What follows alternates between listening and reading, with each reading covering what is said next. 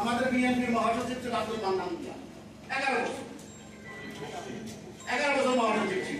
সংস্কার করতে করতে এখন বিএনপির লোকজন তো তার মিলা করেই না, পারিবারিক ব্যাপার মিলা হলো সেখানে বোঝায় না, দেখা লাগে আবার কি আবার বৈদ্যুতিক মান্নান মিয়া লোকদের সাথে মিশে সংস্কারটা একটা গাড়ি হয়েছিল। এখন এরা এই সংস্কার কি করতে চাও বুঝি না। এখন এরা বাচ্চাটা ব্যাসে পোলাপানের ব্যাসে করছে।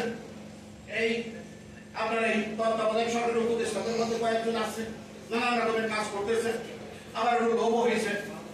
আমি ইউনুস খান সাহেবকে বলবো, আপনি জীবনভর যেটা রোজগার করছেন, জীবনভর যেটা আয় করছেন, জীবনভর যেটা সাধনা করে আপনি একটা টিমের আপনি অবস্থান নিয়েছেন, আপনি যদি এখানে সমস্ত দ্বিধাদ্বন্দ্ব ভুলে গিয়ে একটি ভালো স্বচ্ছ গ্রহণযোগ্য একটি নির্বাচন উপহার দিতে পারেন, তাহলে আমরা আপনার যে সুনাম অর্জন হয়েছে সেইটা রক্ষিত থাকবে।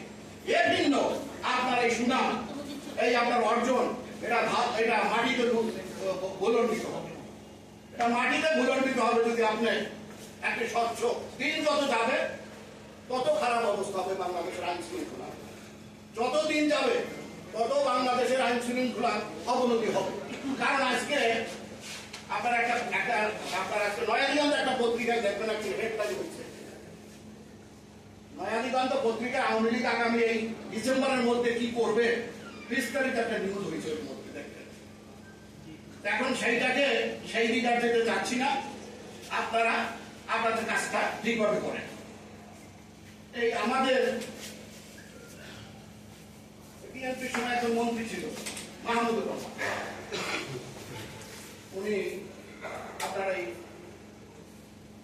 আমার দেশ পত্রিকার সম্পাদক। উনি 4 দিন আগে একটা মন্তব্য করছেন, খুব খারাপ মন্তব্য, খুব ভয়ানক মন্তব্য করছেন। বলছেন যে যদি দেশে স্থানীয় সরকারের নির্বাচনের তারিখ ঘোষণা করা হয় তাহলে বিএনপির নেতারা ল্যান্ডবোর্ড করিয়া পালাইয়া যাবে। এই কথা ওনার মুখে শোভা পায়। আপনি তো বাবা 2008-এ দেশনেত্রী বেগম খালেদা জিয়া তিনি নির্বাচনে যাওয়ার জন্য প্রস্তুত ছিল না। আমরা যারা তখন বাইরে ছিলাম, আন্দোলন করেছিলাম, 80-র দশক নামে একটা ছাত্র সংগঠন করে 101 জনের ছাত্র নেতা একটা কমিটি, সেই কমিটির দপ্তরিক দায়িত্ব ছিলাম আমি। আমরাও ম্যাডামকে পরামর্শ দিয়েছিলাম এই যে ফখরুদ্দিন মঈনুদ্দিনের অধীনে নির্বাচনে যাওয়া ঠিক হবে না। আমাদের তৎকালীন মহাসচিব খন্দকার দেলোয়ার সাহেব তিনি হসপিটালে বসে নল লাগানো, তিনি একটা কথায় সমস্ত কিছু বিজয় অর্জন করেছিলেন যে আমি আমার পরিজন আমার পরিবার সহ মারা গেলেও দেশনেত্রী বেগম খালেদা জিয়া যে দায়িত্ব আমাকে দিয়েছেন, যে আমানত আমাকে দিয়েছেন, সেই আমানত আমি খেয়াল করবো না। এমনই সাহসী পত্রিকায় বক্তৃতা দিয়েছিলেন খন্দকার দেলোয়ার সাহেব, সেও না করছি।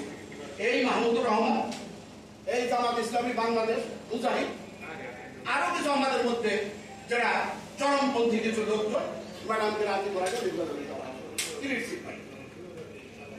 তার মধ্যে মাহমুদুর রহমান ছিল অন্যতম। এই মাহমুদুর অন্যতম ম্যাডামকে মিসগাইড করা নির্বাচনে দেওয়ার জন্য। মুজাহিদ সাহেব ম্যাডামের কাছে যাই বললেন যে আপনারা যদি নির্বাচনে না যান তাহলে আমরা জামাত ইসলামী চলে যাবো। তো ম্যাডাম তো খুব স্বল্পভাষী এবং খুব মৃদু কথাবার্তা বলে, মার্জিত কথাবার্তা বলে। উনি শুধু উত্তরে বলেছিলেন যে 96 সনে না আমাদের সাইডে আপনারা গেছিলেন, পয়সা করেছিলেন, এই যে শুধু এই জবাবটা দিচ্ছে। তারপরে নির্বাচনের পর লাভ হওয়ার তো হইল 2014 নির্বাচনের পরে মাহমুদ রহমান আপনার একদিন দেখলাম কুষ্টিয়া যাইয়া খাইয়া এরপরে যে জিজ্ঞাসা পলাই দিলেন। কি সাহসী লোক!